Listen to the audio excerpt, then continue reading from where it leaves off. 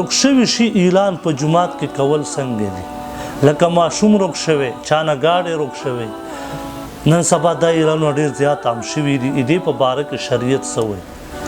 دا ما سره مسلم شریف ته صحیح روایت حدیث نمبر دی 1263 نمبر.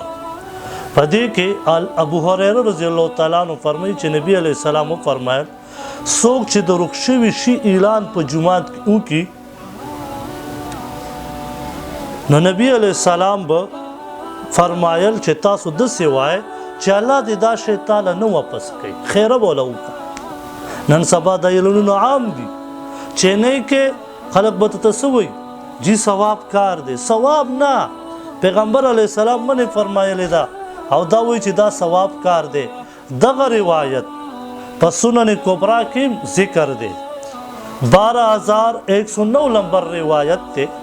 او د دین یو بل مسله علماء ثابته کړې دغه دا چې سائل به چې کم سائل وي او غوښتنه په جومات کې کوي او دا جومات په دیره کې دننه کېناستو، د جومات نه بهر نه، نه د جومات د ګیټ نه بهر، بلکې دننه چې کوم ځای کې لمونځ کېږي پای کې دننه کېناستو.